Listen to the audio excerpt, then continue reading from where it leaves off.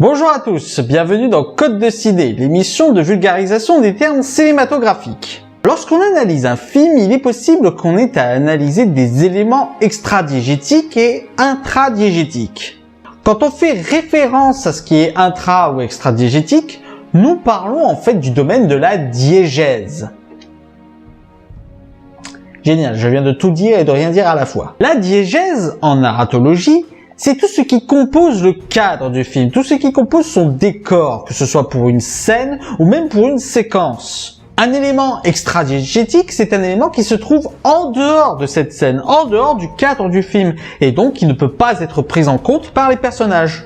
Je ne vais pas vous faire l'affront de vous donner des exemples, la quasi-totalité des films n'utilise que des éléments extradiégétiques lorsqu'on parle par exemple de la caméra ou de la musique.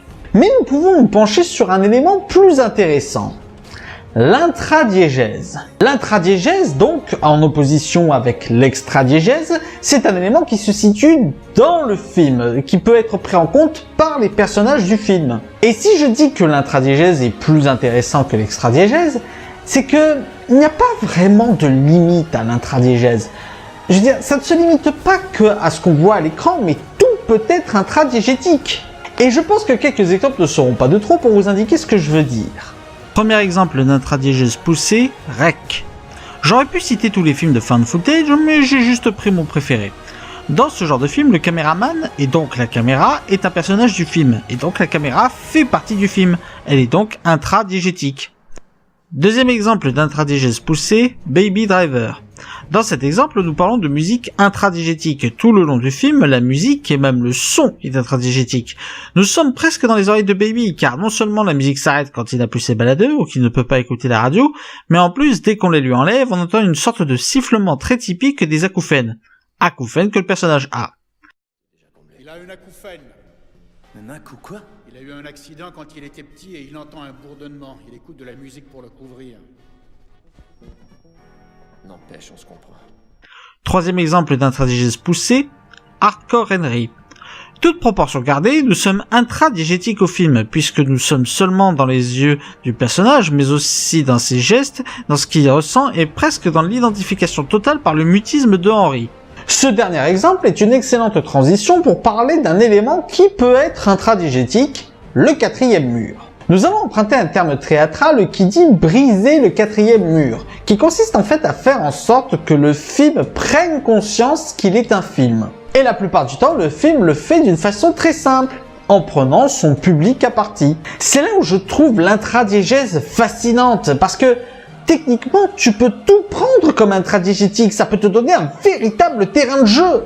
Premier exemple de bruit de quatrième mur, À bout de souffle. Bon, il n'y a pas grand chose à dire dessus, mais c'est l'un des tout premiers films qu'il a fait, donc je me sens obligé d'en parler avec la fameuse séquence où Belmondo pulvérise le quatrième mur. Si vous n'aimez pas la mer, si vous n'aimez pas la montagne, si vous n'aimez pas la ville, allez vous faire foutre. Deuxième exemple de bruit de quatrième mur, Funny Game US. Outre les quelques regards caméra et une prise de parole directe au public, Funny Games US nous offre une séquence qui indique clairement le côté quatrième mur brisé.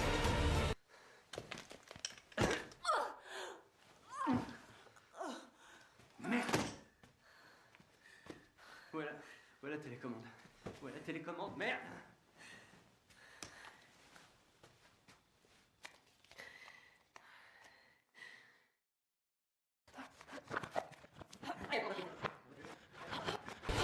Bon, c'est un peu salaud de la part de Michael Haneke, mais c'est un bon exemple. Troisième exemple de bruit de quatrième mur, Deadpool. Alors là, par contre, c'est la quintessence du bruit du quatrième mur. Non seulement par toutes les séquences adressées aux spectateurs, dont le film joue allègrement d'ailleurs, mais aussi par toutes les séquences où le film joue avec lui-même, et même avec la saga entière X-Men. Allez, on va voir le professeur. Mais que voyons, Stewart, ça m'embrouille tous ces espaces-temps. Pour ceux qui ne savent pas, il faut savoir que deux acteurs ont interprété le professeur Xavier au cinéma, James McAvoy et Patrick Stewart.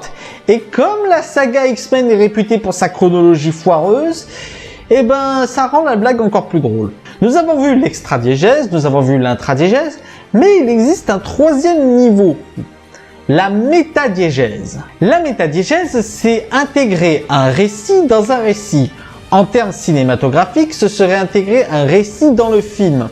La mise en abîme peut en soi être une forme de métadiégèse, bien que ce n'est pas exactement le même sujet. Nous y reviendrons sur une autre vidéo. Quand vous incorporez des éléments ou des personnages métadiégétiques dans le film, ils ne peuvent pas interagir avec les personnages intradiégétiques, qui sont donc extradiégétiques par rapport à la métadiégétique. Si la métadiégétique interagit avec l'intradiégétique, on peut dire qu'alors que la métadiégétique fait partie de l'intradiégétique. J'ai besoin d'une aspirine. Et de quelques exemples illustratifs. Premier exemple de métadiégèse, Aladdin. Le début du film avec le marchand nous mène petit à petit à l'histoire d'Aladdin, ce qui nous donne donc un récit dans un film. D'ailleurs, petite anecdote amusante. Pendant très longtemps sur internet a circulé une théorie comme quoi le narrateur du début du film serait en réalité le génie. Chose que les créateurs du film ont confirmé que très récemment. Et non, je ne parlerai pas de cette merde, parce que là où l'un le fait d'une façon intelligente, l'autre utilise ce principe comme de la merde. Ceci dit, il y a un film assez similaire qui lui le fait de manière plus intelligente. Deuxième exemple de métadiégèse, Brice 3. Tout le long du film, il s'agit de Brice qui raconte une de ses aventures à des enfants, mais qui, contrairement à l'autre bouse, est utilisée de manière drôle et intelligente. Il s'agit donc d'un récit dans un récit, et on peut dire que presque le film entier est métadiégétique. J'ai pas surfé sur l'aile, mais j'ai quand même surfé. Troisième exemple de métadiégèse, The Fountain. Bon, je ne vais pas relater tout le film, mais seulement un tiers, le récit du chevalier espagnol. Si on peut avoir un doute quant aux deux autres récits, cette dernière est clairement métadiégétique, puisqu'il s'agit du roman qu'écrivait le personnage féminin principal.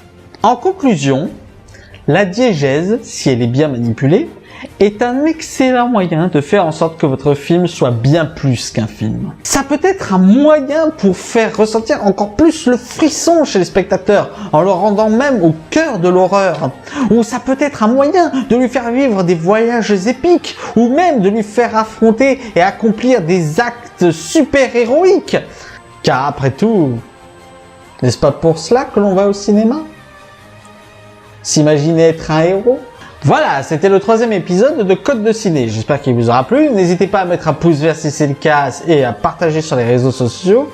D'ici là, allez au cinéma